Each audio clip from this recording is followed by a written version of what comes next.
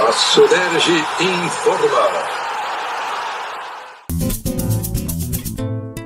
Olá pessoal, tudo bem? Sejam muito bem-vindos, muito bem-vindas ao podcast da Suderge. No capítulo de hoje, no episódio de hoje, nós vamos bater um papo sobre a questão do futebol de salão ao futsal, uma hegemonia verde e amarela. Inclusive, esse é o tema da exposição que está em cartaz no Espaço Suderge Memória.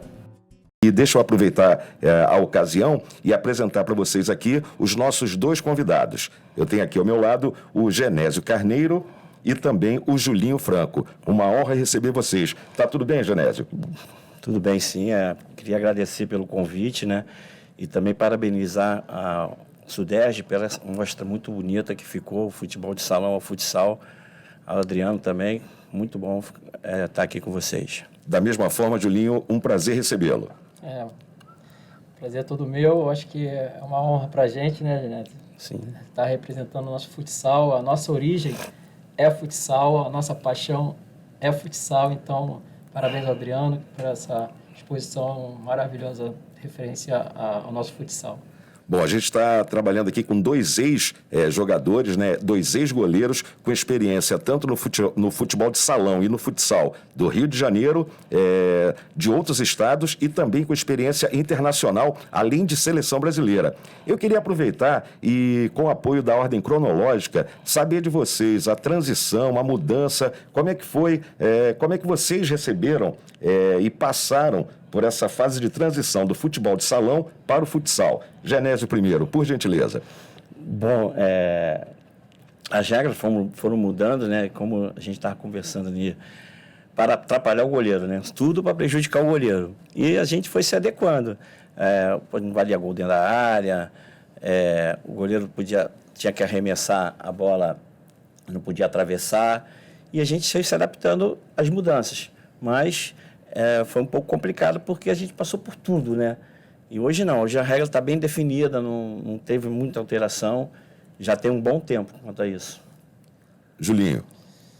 Cara, em relação às regras, foram muitas, mas muitas. Eu venho desde do pré-mirim, então eu acompanhei praticamente 90% da mudança de regra do futsal. E foi como o Genésio falou, a gente sempre na luta da adaptação.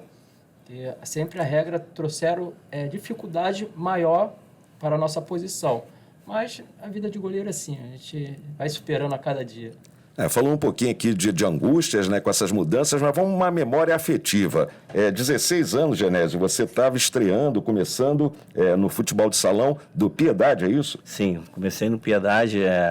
Na verdade, eu não praticava o futebol, meu esporte era o handball. Aí um amigo me chamou para jogar uma pelada lá, eu fui lá no gol lá, fui mais ou menos, aí um outro amigo que é o Celso, gente muito boa, me convidou para fazer parte da equipe do Piedade. Eu falei, vamos lá. Aí daí para cá eu comecei a gostar mais do futebol do que o próprio handball, e aí eu tive até convite para jogar handball em outros lugares, mas eu preferi ficar no futsal, no futebol de salão na época, né, claro. Ô Julinho, nessa mesma linha de raciocínio, pré-mirim do Fluminense, é isso? A gente está falando de que ano? Pré-mirim. Foi 1983, se eu não me engano. Acho que foi 83. 83 ou 84, uma coisa assim. Pré-mirim. Tem campeonato do Fluminense no campo, né? Verdade. Inclusive, nessa época, o Maurício Souza, que é o treinador do Vasco, que é meu amigo particular, ele jogava comigo também nessa época do pré-mirim do Fluminense. E a memória que vem, a emoção de lembrar desses momentos, foi a tua base, né? Foi minha base. Minha base e... Eu acho que eu acho não, tenho certeza que o futebol de salão no Rio de Janeiro, nessa época, do 80, 90, deu uma base muito forte, não só para mim, mas todos os atletas que tiveram a oportunidade de ter essa base do futsal carioca, né? E sempre o jogador do futsal carioca sempre foi bem visto em outros estados do Brasil. Maravilha. Aproveitando aqui, a gente está com a bola que tem agora uma dimensão maior, acho que um peso menor, né? Vocês estavam falando que isso daí, a mudança das regras prejudicaram o goleiro. Mas a bola maior não facilita a vida de vocês, não? Facilita só na questão da defesa, né? Porque ela fica um pouco mais leve, o desvio também, né? Quando ela bate, ela desvia mais. A outra, ela tinha que botar a mão bem dura, senão você ficava sem a mão, porque os caras estavam muito fortes. Julinho, concorda? Eu concordo plenamente. A gente estava falando aí que a bola pequenininha, né, a pesadinha, era uma sofrência, porque a gente enfrentava jogadores que chutavam muito forte, muito forte. Não só nos jogos, mas também nos treinamentos, no treino de finalização. Então, a sofrência era grande, mas com essa mudança de bola, logicamente, a bola ficou mais leve, ficou um gesto técnico de defesa mais confortável, mas a gente tem um carinho muito grande pela bola pesada também. Deixa eu fazer uma provocação aqui. Nas peladas, naqueles jogos de futebol informais, a gente costuma ouvir dizer que quem tem menos habilidade vai para o gol. Não é o caso de vocês não, né, Genésio? Sim. Eu costumo falar que eu sou ambidestro, eu sou ruim com as duas, né? Entendeu? Eu era assim, o mais novo da turma, né? Então, assim, por também não ter tanta habilidade, então, vai lá pro gol lá na pelada, não, que não dá para você não. Aí, foi aí que surgiu. É na mesma linha, Julinho? Tipo assim, cara, basicamente na mesma linha. Por quê?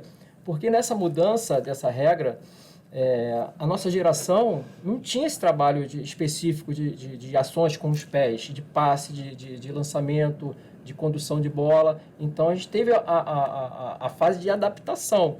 E toda fase de adaptação requer um tempo para isso. Logicamente, tinha alguns goleiros que tinham uma qualidade melhor com os pés e ficavam sobressaindo nos jogos, no campeonato. Essas alterações todas, vocês têm de cabeça aí a memória de quando começaram e qual foi a primeira e como é que está agora? Bom, assim, na memória, assim, eu não lembro exato assim quando mudou, né? Mas acho que a prática o goleiro principal, ele não podia nem sair da área, né? Se o goleiro saísse da área era falta, era uma falta direta, não era nem indireta, era direta, você botava a barreira ali. Então, assim, no início, para a gente começar a sair da área, a gente começava a pensar em não sair da área, porque ia prejudicar o time, porque nessa época também começou a vir depois da quinta falta, era falta direta sem barreira. Só que essa falta direta era do local onde foi cometida. Não, hoje agora você pode botar ali nos 10 metros, né? Então, assim, você tinha que pensar 2 vezes antes de sair da área, porque ela acumulava falta, né? Então, assim, eu acho que essa mudança foi no final dos anos 80, no início dos anos 90, né? O goleiro da falta. Aí depois começou a vir que o goleiro poderia sair da área. Aí já começa a vir lá por meados dos anos 90, assim, por aí mais ou menos. Obrigado, Genésio. Agora, Julinho, isso acaba criando uma necessidade de promover a habilidade do goleiro também, né? Ele tem que saber jogar futebol, não só agarrando, mas também com os pés. Lógico, mas hoje em dia os treinamentos de goleiro são muito específicos para isso também. E qualificou muito o trabalho específico do goleiro com os pés. E sem essas ações hoje, os goleiros não vivem hoje. Porque basicamente todos os trabalhos dos treinadores é visando a superioridade, construção de jogada. E eu lembro que o Genésio citou aqui o lance dos tiros livres, começou com 12 metros, né, Genésio? Sim. Aí, não satisfeito, porque eles não conseguiam fazer muito gol, aí botaram para 10 metros de distância. Peraí, eu fico pensando aqui com a cabeça do nosso ouvinte, quem está acompanhando. É o pênalti? Vamos tentar traduzir isso. O que são 10 metros, 12 metros? Explique isso para gente, por gentileza. O pênalti são 6 metros, né? Na verdade, é o tamanho da área. Hoje, a área tem um padrão Tem que ter um padrão. Que mudou em 1994 a área. Era de 4 metros. Né? 4 metros. Aumentou, então. 6 metros. 6 metros. Foi a única coisa que foi boa benéfico para o goleiro. Aí depois vem a falta dos 12, que seria, no caso seria 2 vezes o pênalti, né? Que era a falta direta. Como ele falou, ainda estava complicado para os caras meter o gol. Aí, assim, na verdade, tinha goleiro até específico para isso, né? O cara entrava só para pegar a falta. Jogava entrava um só para pegar a falta dos 12. Aí agora diminuíram para 10, né? Mas é tiro livre, sem barreiras. Gente, vocês viram aí, né? Genésio Carneiro e Julinho Franco, 2 feras, 2 ex-jogadores com experiência, tanto em times aqui do Rio de Janeiro, cidade, como no estado. também experiência em termos de Brasil e seleção brasileira e futebol de salão e futsal no exterior. Não saia daí, daqui a pouquinho a gente volta, é rapidinho, aguenta aí.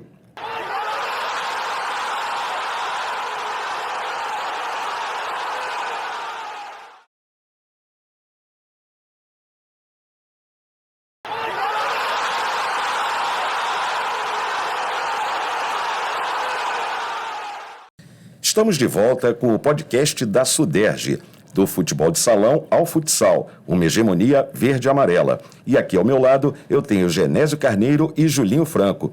Olha aqui, ex-goleiros, ex-atletas. Muitas lembranças dessa bola menor e mais pesada, Julinho? Rapaz, é um momento nostálgico, né, cara? A gente vê essa bola, a gente foi criado... Eu dormia com a bola, né? Eu sempre levava a bola para casa, o goleiro, que é goleiro, sempre está sempre... Mata a saudade da criança aí. Essa aqui era... Machucava, tá? Né, Genésio? Uhum. A gente sofria. Uma bolada parecia uma tatuagem, rapaz, né? E quando pegava na boca do estômago, isso aqui parecia que entrava no estômago da gente, né? Fala um pouquinho aí, Genésio. Não, o problema era assim, você tomava bolada, né? E a marca da bola ficava quando você tirava tatuagem, né? A blusa, né? E só que é o seguinte, doía muito, mas você não podia desmoronar para não dar moral ao atacante. Você tomava a bolada ali e tinha que segurar. E ficava assim, vibrava, mas era para tirar a dor, né? Para tirar a dor. Gritava para tirar a dor, mas pensando que pensava, pô, o cara é maluco, tá vibrando, mas era para tirar a dor. E ela é muito boa, que ela encaixa na mão certinha pro arremesso. Pô, saudade mesmo dessa bola. Essa criança. E detalhe, essa bola é adulto. Até o sub-13 na época também, era uma bola bem menor ainda. Era uma bolinha de tênis. Era uma bola bem menor ainda. Deixa eu aproveitar aqui agora e perguntar para vocês dois, mas começando com o Julinho, a experiência, a trajetória de vocês ao longo da carreira. A gente já falou aqui, o Julinho, começo no Pré-Mirim do Fluminense, e daí para frente, quais são os momentos que você acha fundamentais, que fizeram sucesso e você gosta, lembra até hoje, Julinho? A cada categoria, a cada passar, a transição, né, que a gente chama de categoria, era um amadurecimento. A cada ano, a cada 2 anos, né, Genésio? Era a cada 2 anos a gente pulava de categoria, né? Hoje é tudo sub-10, sub-11, sub-12. No nosso tempo era a cada 2 anos a gente pulava de categoria. Se eu não me engano, o juvenil eram 3 anos. 3 anos. Então, mudou, até nisso mudou. E, cara, a gente vai amadurecendo, né? A posição de goleiro sempre trabalho e amadurecimento. Então, vai chegando a idade, a gente vai adquirindo a maturidade, né, de cada categoria, parte corporal, a gente vai ganhando corpo, até chegar ao adulto, né? Aí, depois do adulto, a gente voa. Mas do Fluminense, qual outro clube que você lembra aí com carinho, com emoção? Depois do Fluminense, eu fui pro Vilinha, cara. Fui pro Associação Atlética Vila Isabel, que também foi um berço de craques do futsal. Do futebol salão na época. Eu tive essa passagem. Na 28 de setembro, é isso? Isso, na 28 de setembro. Inclusive, infelizmente, foi demolido o Vilia, né? Era um patrimônio histórico para o salonista carioca, mas são coisas que acontecem. E depois de lá, eu fui para o Flamengo, futsal, depois eu fui para o Grajaú Country, onde eu tenho muito carinho. Foram 7 anos de base no Grajaú Country. Minha base toda do futsal, de categoria de base, até que eu levei para o adulto, veio do Grajaú Country. Maravilha. Genésio, deixa eu aproveitar. Do Piedade, qual o clube, qual a situação, qual o ano, qual o momento que está marcado na tua lembrança? Do Piedade eu fui fazer um teste no América, né? Que o Piedade não tinha mais o juvenil, só era até o infanto. Inclusive o Juninho frisou uma coisa que em relação à idade, né? O juvenil era 17, 18 e 19 na época. E a gente sempre fazia preliminar do adulto. Pô, e era muito bom que a gente ficava vendo o jogo do adulto, né? E era mais difícil você atuar na categoria acima. Hoje o garoto de 15 joga no 17, ou joga até no 20, né? Na nossa época era um pouco mais complexo isso. E em relação à idade, eu tinha 17 anos na época, e eu não pude jogar no adulto porque eu não tinha 18 anos. Então, como era mais difícil, você só podia jogar no adulto acima de 18. Eu tinha 17, eu não pude atuar. Porque, né? Mas assim, passagens boas lembranças eu tive no Tio Sam, no Vasco, né, que foi até onde eu encerrei, atuei também no Flamengo. Enfim, foram vários clubes aqui, se falar. A gente está falando de clubes do Rio de Janeiro, né? Cidade e estado. Mas vocês têm experiências também fora do Rio e até internacional, convocações para a seleção brasileira. Como é que é isso? Em 90, minha trajetória aqui no Rio de Janeiro foi bem curta quando eu cheguei à categoria de adulto, né? Porque logo depois do meu primeiro ano, eu já migrei para uma equipe do Rio Grande do Sul, e onde na época, nos anos 90, era o melhor campeonato de futsal do mundo. Diz aí pra gente qual é a equipe.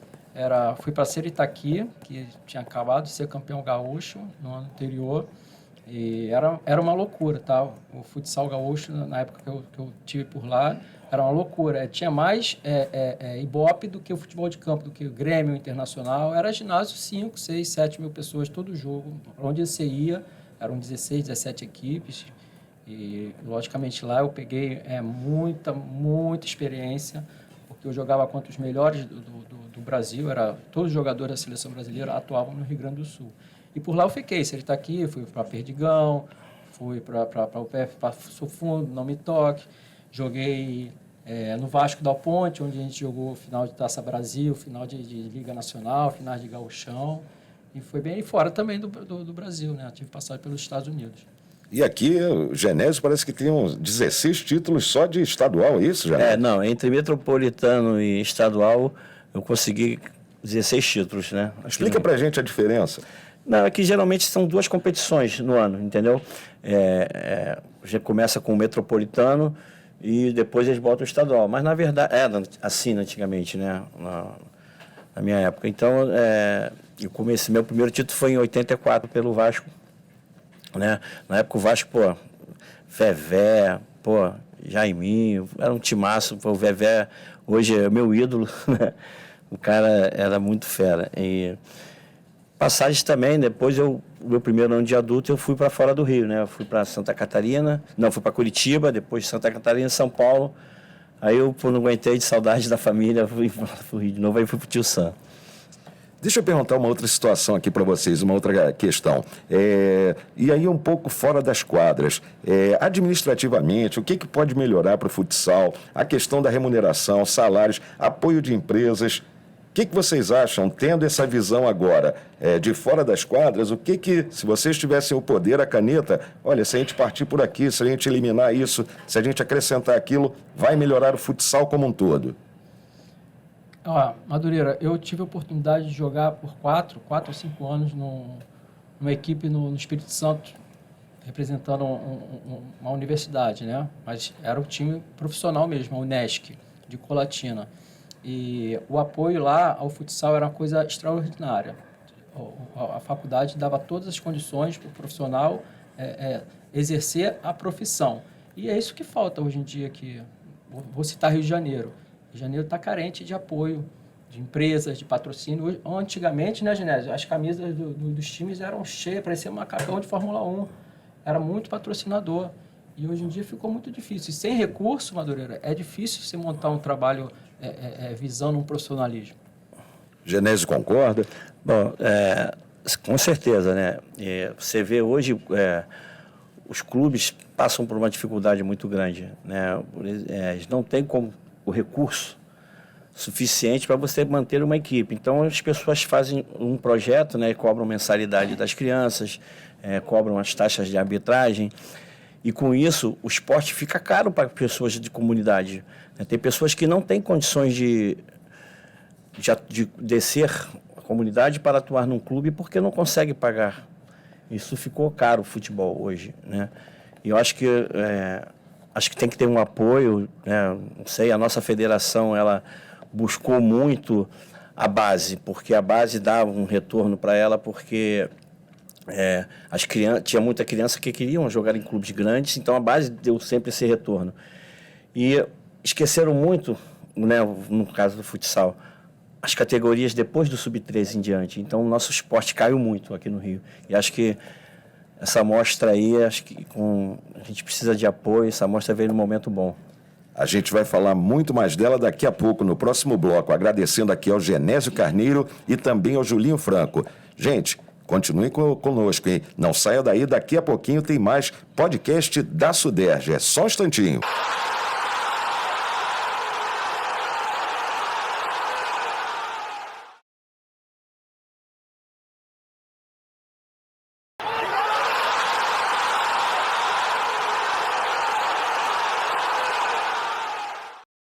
Estamos de volta para o terceiro bloco do podcast da Suderj. Nesse capítulo, no episódio de hoje, abordando do futebol de salão ao futsal, uma hegemonia verde e amarela. Aqui ao meu lado, Genésio Carneiro e Julinho Franco. Duas feras, dois ex-jogadores, dois ex-goleiros de futsal e futebol de salão.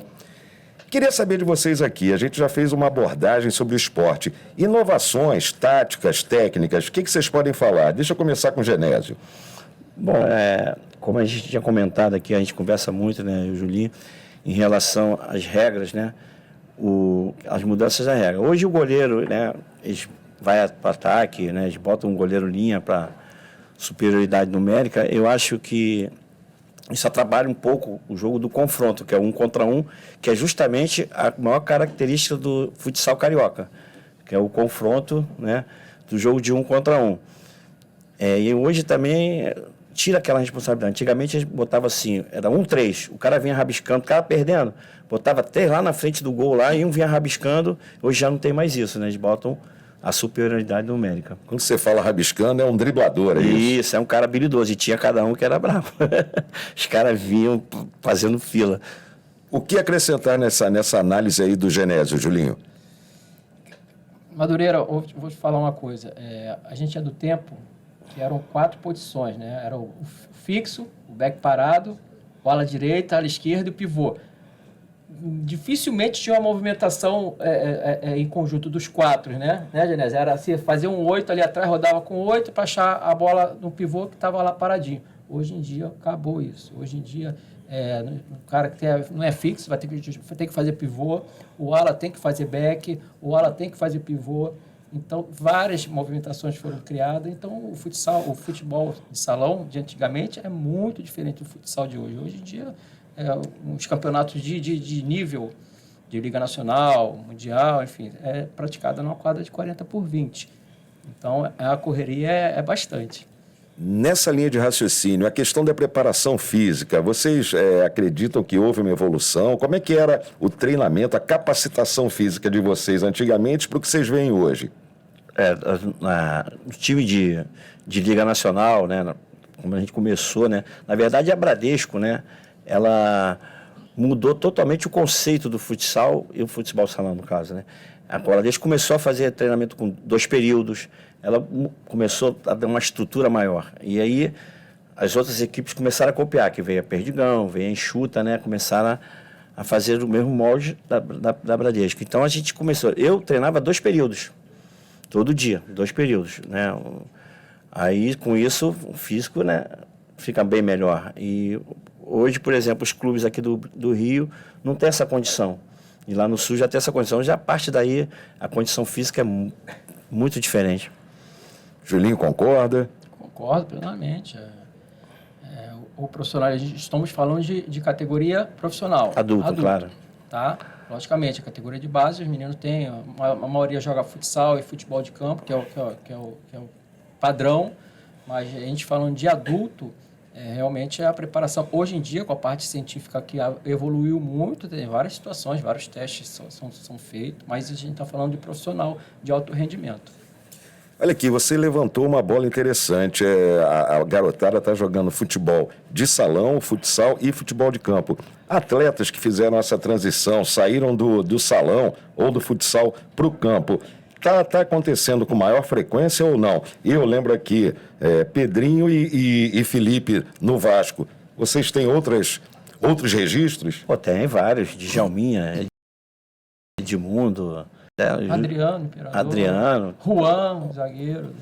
O Júlio César, era o goleiro do Grande Alcântara. Ele era goleiro do Grande Alcântara. Fábio Noronha, goleiro também. A gente pode afirmar que o futebol de salão, é uma escolinha, é um portão, é um acesso para o futebol de campo ou não? Não é bem assim? Na verdade, para mim é a porta de entrada, né? Porque uma criança de 7 anos não tem a menor condição de jogar campo assim de cara, né? A bola é grande, né? Então, acho que o futsal é bem é bem legal porque é o início deles, né? O tamanho da quadra, tudo. Olha aqui, a gente está quase chegando no final aqui do nosso podcast da Suderj. Eu queria saber de vocês o que vocês acharam, o que vocês estão vendo aí da exposição, se tem alguma peça que chama mais a atenção, tem uma que mexe mais com a emoção. O que vocês olharam aí, deram uma breve passeada pela exposição, o que a gente pode destacar? Bom, eu tenho essa aqui, né? Que é a minha última camisa, onde eu Que eu vou levar para mim de presente. encerrei, né? Aqui no Vasco, em 2004. Foi o meu último clube e o maior prazer de vestir esse manto aqui. Bela lembrança. Julinho. Eu quando entrei já me deliciei, né, de imagens que passam na nossa cabeça, né? É um filme assim sensacional. O futsal nos proporcionou assim, não só o esporte, né, mas o ser humano, né, Genésio? A gente E educou também, né? A parte educativa, a parte de homem.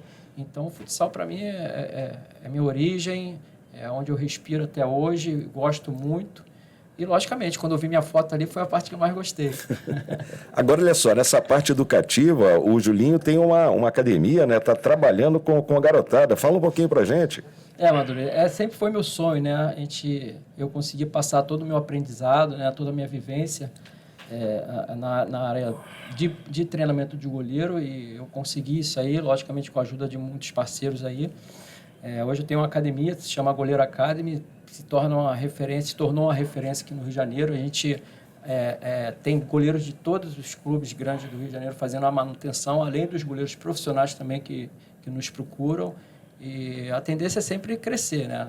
Goleiro Academy, aonde é? Qual o bairro? Na Goleiro Academy hoje funciona em 2 clubes, né? No Clube 10 Futebol, no Recreio dos Bandeirantes, e no Clube Israelita, no Adolfo Bloch, ali no final da Barra, chegando no Recreio. A gente trabalha 3 vezes por semana e a nossa intenção é abrir o leque, né, Madureira? Dar oportunidade para outras crianças de outros bairros, porque eu tenho aluno que já veio de Rio Bonito, Saquarema, São Gonçalo. É uma viagem, né?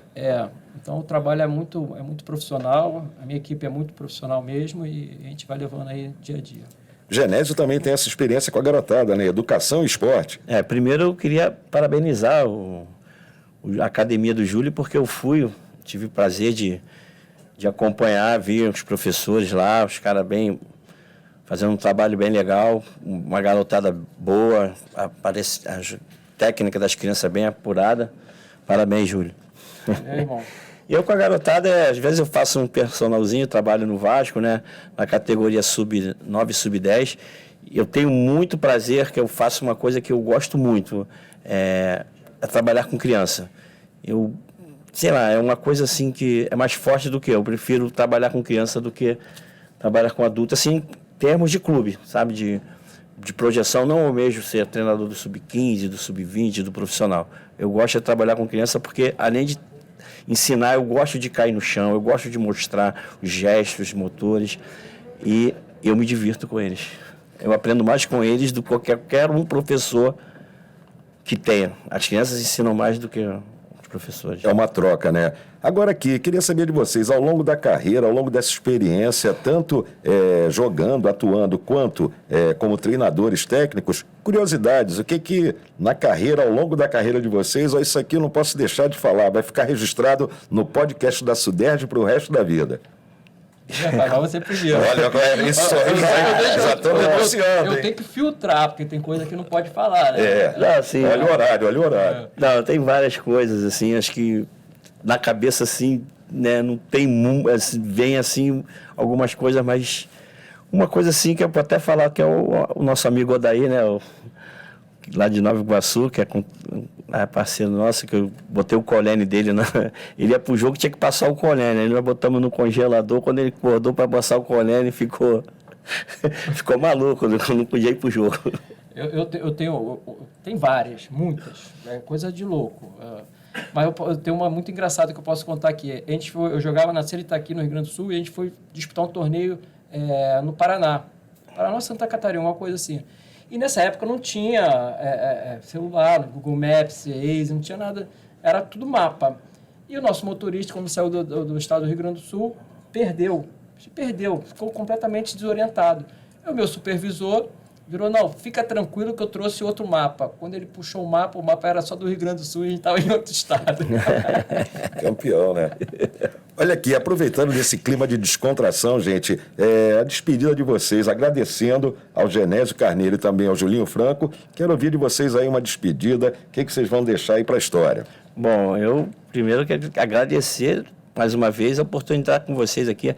A resenha é muito legal, participar com o Julinho, que é o meu contemporâneo aí, e também, acho que é o único goleiro, né, da minha geração que eu tenho mais contato, né, por incrível que pareça. A gente está sempre falando, sempre, né, trocando ideias, e dizer que, espero que o futsal do Rio de Janeiro volte ao celeiro nacional com excelência. Julinho. Madureira, primeiro parabenizar, né, a SUDERJ, o presidente Adriano. Nossa, é excepcional o trabalho que vocês fizeram aqui e uma honra para mim estar aqui com o Genésio. Eu acho que quando eu subi, eu acho que todo mundo tem que ter um ídolo, né, uma referência, né? E o Genésio, quando eu subi para o adulto, era a minha referência. Perdi o almoço. Era um cara fenomenal debaixo dos paus, assim, e eu me espelhava, falava assim, eu quero ser igual esse cara. E é um prazer estar aqui com ele. A gente fala, a gente tem um contato, graças a Deus. A gente tem um grau de amizade legal. E é isso, a gente preza e torce que o futsal carioca volte aos bons tempos. Do futebol de salão ao futsal, né, gente? Essa hegemonia verde e amarela. Contando aqui com a participação mais que especial de Genésio Carneiro e Julinho Franco, 2 ex-goleiros, ex-atletas, referências do esporte, a gente vai encerrando esse podcast da SUDERJ e agradecendo a sua audiência, a sua participação. Muito obrigado e até a próxima.